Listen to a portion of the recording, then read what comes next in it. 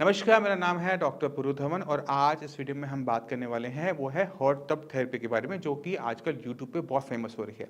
अक्सर पेशेंट जब इसको देखता है और मेरे पास आके पूछता है कि डॉक्टर साहब हॉट टब थेरेपी लेनी चाहिए, नहीं लेनी चाहिए, इसके फ़ायदे, इसके नुकसान। और जो पेशेंट ले चुके होते हैं उनके भी कुछ क्वेश्चन होते हैं कि हमने हॉट टब थेरेपी ली है बट हमें कोई बेनिफिट देखने को नहीं मिला।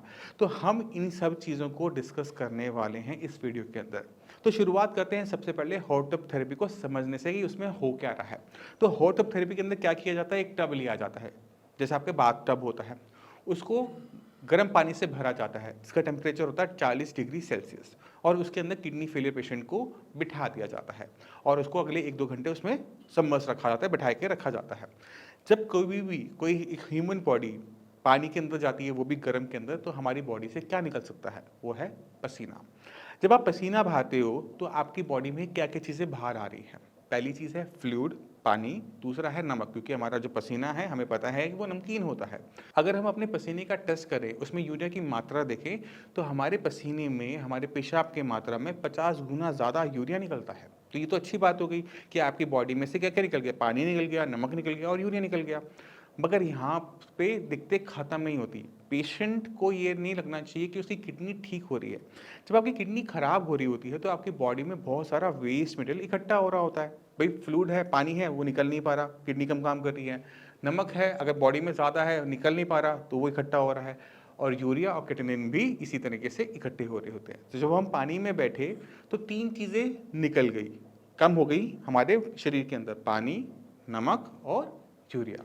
तो जब ये चीज़ें बॉडी से बाहर चलती है तो सूजन उतर जाती है, जो आपके पैरों में सूजन आ रही है, चेहरे पे सूजन आ रही है, वो उतर जाती है, क्योंकि पानी, एक्सेस पानी जो था पसीने के रास्ते बाहर चला गया।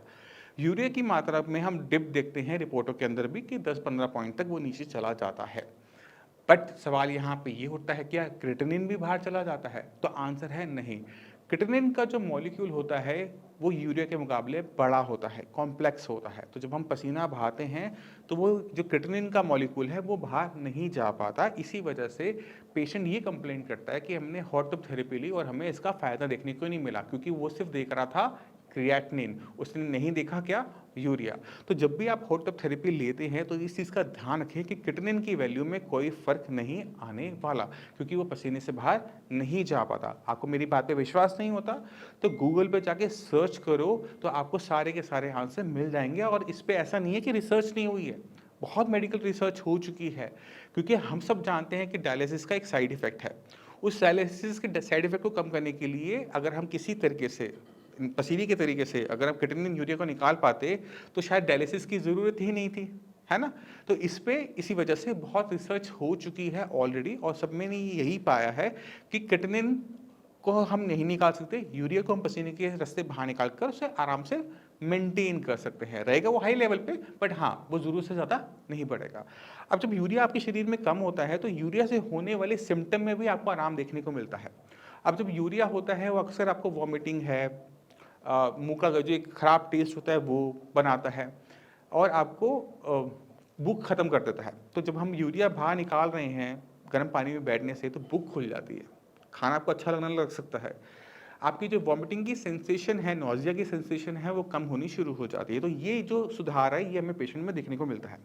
पेशेंट में जब ये सुधार आता है, पेशेंट को लगता है कि मैं ठीक हो रहा हूँ, मेरी किडनी ठीक से काम कर रही है, इसलिए वजह से मेरे के अंदर ये सिम्टम कम हो रहे हैं। नहीं, वो इस वजह से कम नहीं हो रही, वो पानी में बैठने की वजह से जो यूरिया पसीने के साथ निकला उसकी वजह से वो कम हो रहे हैं।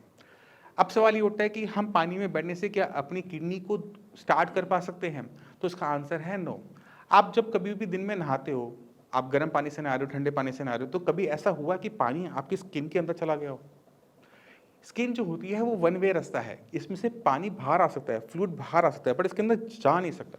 क्योंकि अगर पानी अंदर जाने लगा ना, तो पानी के साथ बैक्टीरिया, वायरस सब अंदर चले जाएंगे और हमारी बॉडी कुछ ही दिनों में पूरी तरह से खत्म हो जाएगी। तो हमारी स्किन जो है वो वन वे रास्ता है, पसीना निकल सकता है, पानी अंदर जा नहीं सकता है, चाहे आप जो मर्जी कर लो।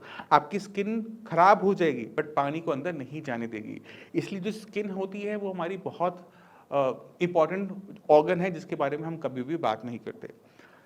अब सवाल होता है कि हमें ये करना चाहिए या नहीं करना चाहिए, कि हम हॉट टब थेरेपी लें या ना लें।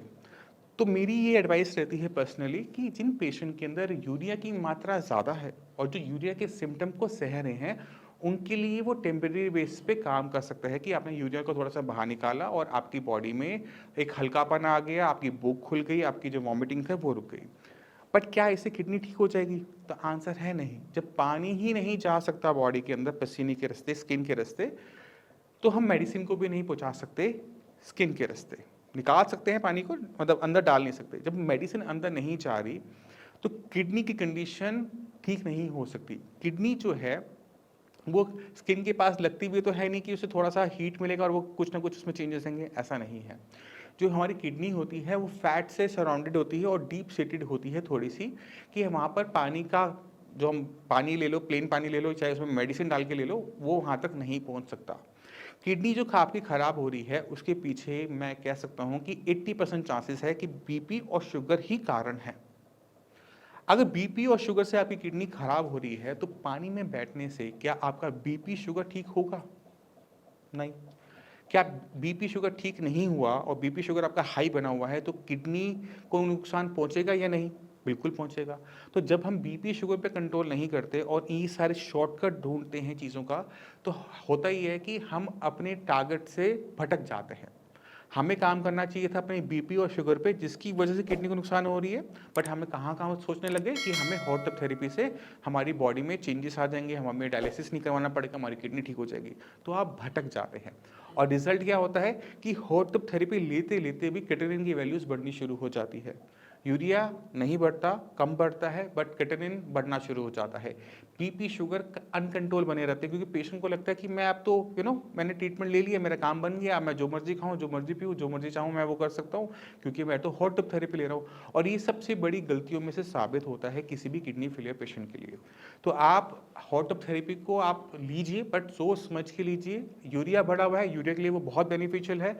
आपके ब्लड प्रेशर को कम करने में भी वो हेल्प कर सकता है, बॉडी में से नमक को निकाल के। अगर बॉडी में स्वेलिंग हो रही है, पानी भर रहा है, तो उस पानी को निकालने में भी ये हेल्पफुल होता है। इसको दो तरीके से कर सकते हो, या तो गर्म पानी में बैठ के या फिर स्टीम को लेके, सोना बात जैसे हम बताते हैं। तो दोनों ही तरीके से किया जा सकता है, बट आपने ध्यान रखना होता है कि मई जून जैसी गर्मियों के अंदर ये काम मत करो क्योंकि बॉडी को हीट स्ट्रोक होने के भी चांसेस ज़्यादा होते हैं। आप अपने हेड को ठंडा रखो क्योंकि जब आप बहुत गर्म पानी में बैठते हो तो आपका ब्लड जो टांगों में घूम रहा है वो भी गर्म होना शुरू हो जाता है और वही गर्म ब्लड आपके बाकी ऑर्गन्स, आपके ब्रेन तक जा रहा होता है। तो इसमें आपकी जो कंडीशन है वो ख़राब हो सकती है। तो आपने अपने हेड को, क्योंकि पानी में वो तो डालते नहीं है, उसको बाहर रखना होता है। जब हम स्टीम लेते हैं तो भी हम अपने हेड को बाहर रखते हैं कि आपका बॉडी में कोई दिक्कत एक्स्ट्रा, मतलब कॉम्प्लिकेशन पैदा ना हो।